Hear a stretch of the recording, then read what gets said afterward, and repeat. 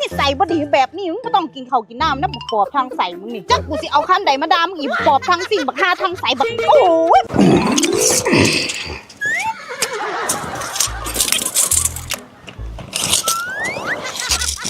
โอ้ยจังไรวะ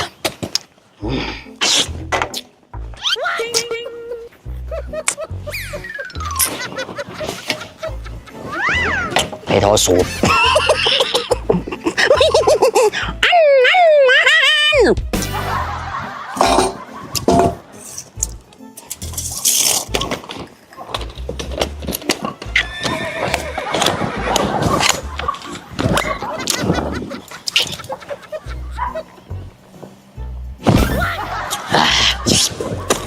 โอ้ตัดไฟไฟแล้วปะเนี่ยไหนวะ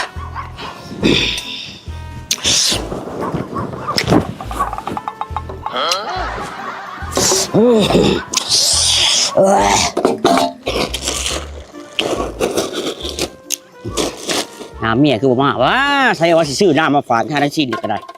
ทากินน้ำข้อแห้งข้อแหบแล้วไปเลย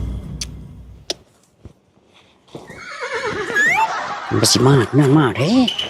อยู่น้ำได้เนี่ย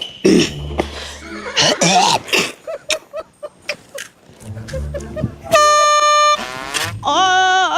ยเดชะ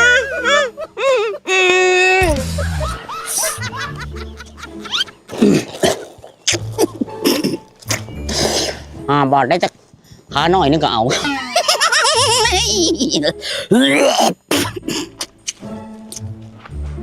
บักต้อมมึงสอมแรกแล้วตีเครื่องตัดหญ้าน่ะโอ้ยลีลานะมึงเนาะจะสอมอยู่หันละเครื่องดีๆน่ะเอาก็ นี่ไปเฮ็ดได้ยังล่ะโมเดลไฟไหมเนาะมาหิวน้ำแล้วเร็วเอ้าหน้ามา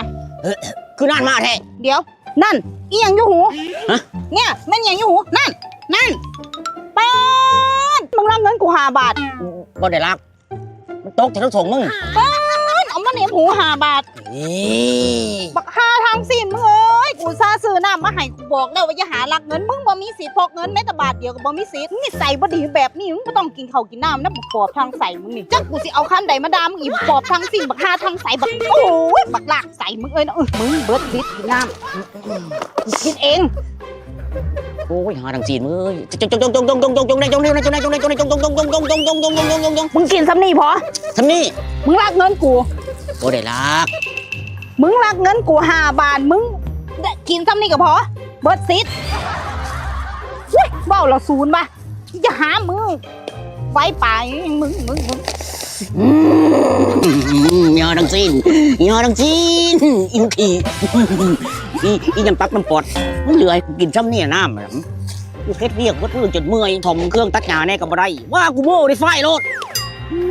เห็นเงินเล็ดหาเน็บใส่หูกับอะไรเอาไปอีกวัดเทวาสนาวัดแท้วัดอาลาตัวคำเดียวบ่ได้วาสนาสำนีเมียนี่